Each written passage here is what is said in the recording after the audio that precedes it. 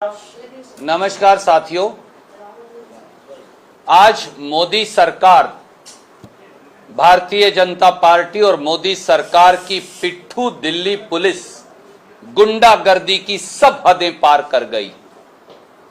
आज जो 75 वर्षों में नहीं हुआ, वो मोदी सरकार की पिट्ठू पुलिस ने भाजपा के इशारे से किया। भारतीय राष्ट्रीय कांग्रेस के कार्यालय में दरवाजे तोड़कर अंदर घुसना और अंदर घुसकर नेताओं और कार्यकर्ताओं को पीटना, ये दर्शाता है कि अब हमारे देश में प्रजातंत्र की हत्या हो चुकी है। संविधान को बुलडोजर के नीचे रोन दिया गया है और केवल कुशासन और अत्याचार का ही शासन बचा है। पर इसे चेतावनी माने दिल्ली पुलिस भी और भाजपाई कि हमारे सब्र का इम्तिहान ना लें।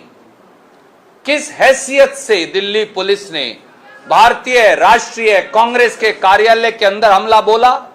कैसे वो दरवाजा तोड़कर अंदर आकर कार्यकर्ताओं और नेताओं को पीट सकते हैं?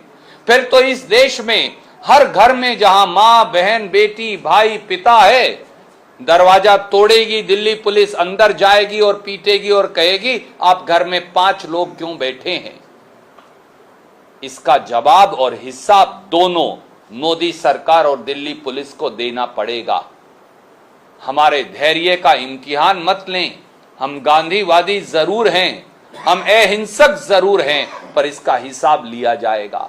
और वो सारे दिल्ली पुलिस के अधिकारी जो कठपुतली बनकर मोदी सरकार की चापलूसी में लगे हैं, तलवे चाटने में लगे हैं, वो ये भी जान लें कि एक एक अधिकारी का जो कानून और संविधान की हत्या कर रहा है, कानून को अपने हाथ में ले रहा है, उसका हिसाब भी होगा।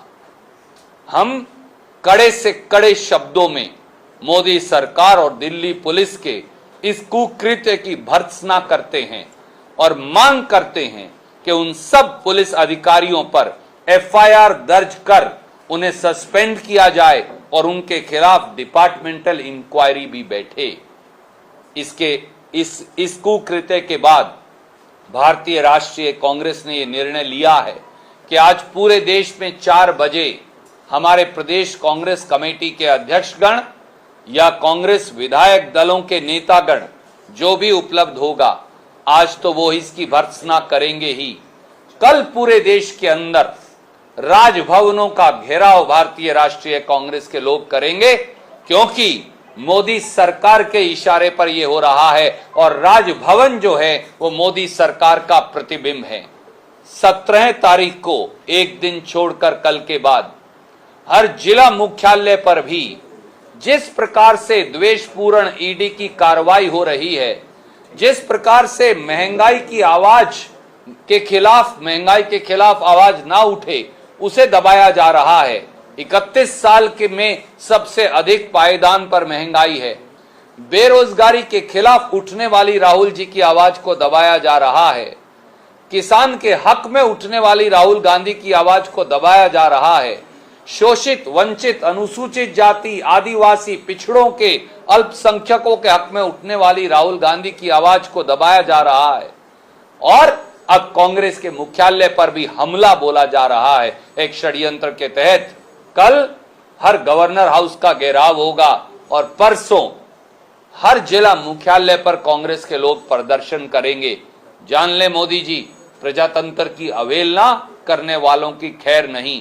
अहंकार रावण का भी टूटा, अहंकार कंस का भी टूटा, अहंकार दुर्योधन का भी टूटा, अहंकार आज की सत्ता के सिंहासन पर बैठे मदमस्त लोगों का भी टूटेगा। केवल शब्दों के जाल में बिछाकर आप सच्चाई को नहीं छुपा सकते। भारतीय जनता पार्टी और मोदी सरकार ये बताए, क्या ये सच नहीं कि साल 2015 में इस पूरे मामले में एनफोर्समेंट डायरेक्टरेट ईडी ने, जो मोदी सरकार के तहत तब भी था, उन्होंने पाया कि कोई अपराध ही नहीं और पूरा मामला बंद कर दिया। तो 8 साल के बाद ये कैसे जिंदा हुआ? क्यों हुआ? किस दुर्भावना से हुआ? किस मंशा से हुआ? दूसरी बात, ये अखबार स्वतंत्रता संग्राम का है, भारतीय राष्ट्रीय कांग्रेस का अखबार है, स्वतंत्रता संग्राम की आवाज है। तो सुन लो भाजपा वालों, स्वतंत्रता संग्राम का हमारा अखबार, हमारी पार्टी, हमारा पैसा आपके पेट में क्यों दर्द हो रहा है? ये कैसा अपराध है? तो कोई अपराध हो तो कोई जांच हो, यहां तो कोई अपराध ही नहीं। सर, शेख हुसैन है, नागपुर के पूर्व जिला कांग्रेस अध्यक्ष हैं, वो कह रहे हैं कि जैसे किसी कुत्ते की मौत होती है सड़क पर, वैसे नरेंद्र मोदी की मौत होती है। क्या इस तरह की बयानबाजी ठीक है कांग्रेस नेताओं? ऐसा काश इंडिया टीवी जब गंदी गालियां प्रधानमंत्री देते हैं कांग्रेस नेतृत्व को, उसको भी इसी तर्ज पर उठाते। मैं खंडन करता हूं कांग्रेस के, अगर किसी कार्यकर्ता ने ये कहा तो हम इसको सिरे से नकारते हैं। प्रधानमंत्री जी हमारे भी प्रधानमंत्री हैं, उनका द्वेष हो सकता है कांग्रेस पार्टी से, वो बदले की आग में धधक रहे हैं गांधी परिवार के खिलाफ, पर हम उनका सम्मान करेंगे विनम्रता से और सादर से। और मैं सबको कहूंगा, प्रधानमंत्री जी के सम्मान में कोई बात कोई कांग्रेस का कार्यकर्ता ना कहे जिससे उनके सम्मान को ठेस पहुंचे। पर काश जब वो 50 करोड़ की गर्लफ्रेंड प्रधानमंत्री कहते हैं तो इंडिया टीवी को उनसे भी सवाल पूछना चाहिए। सर, बीजेपी ये भी कह रही है कि कांग्रेस के सीएम जो है वो दिल्ली में क्या कर रहे हैं, उनके राज्यों को कौन देख रहा होगा? आदरणीय मित्र, ये एक होता है नाच न जाने आंगन टेढ़ा। सत्य की लड़ाई कठिन है, सत्य का मार्ग दुर्गम है, सत्य का मार्ग हमेशा कांटों से भरा है, परंतु ये जान लें कि सत्य को कोई पराजित कर नहीं पाया। यही महात्मा गांधी ने इस देश को सिखाया था। काश गुजरात से आने वाले 2 व्यक्ति उस पोरबंदर के लाल महात्मा गांधी की बात को समझ सकते। भी आप इधर प्रेस कॉन्फ्रेंस कर रहे हैं, दिल्ली पुलिस उधर एक प्रेस कॉन्फ्रेंस कर रही है, उससे जब सवाल पूछा जा रहा है कि कांग्रेस ऑफिस के अंदर दिल्ली पुलिस वाले दाखिल हुए, तो उनका कहना था कि नहीं, ऐसा कुछ नहीं हुआ, और हम तो बाकायदा जितने भी वहाँ पर मुख्यमंत्री हैं या सांसद हैं सबको प्रॉपर सम्मान दे रहे हैं और फैसिलिटेट कर रहे हैं, तो वो जहाँ तक जाना चाह रहे हैं। आपके चैनल ने कल दिखाया कि देश की एक महिला सांसद को किस प्रकार से दिल्ली पुलिस ने 4 हाथ और टांग से सड़क पर घसीटकर लाते और घूसे मारकर सम्मान किया था। काश दिल्ली पुलिस के अगर किसी अधिकारी का कोई ऐसे सम्मान करता तो वो क्या कहते? आपने ये देखा कि कांग्रेस के संगठन महासचिव और सांसद श्री केसी वेणुगोपाल पर किस प्रकार से दिल्ली पुलिस ने जानलेवा हमला बोला था।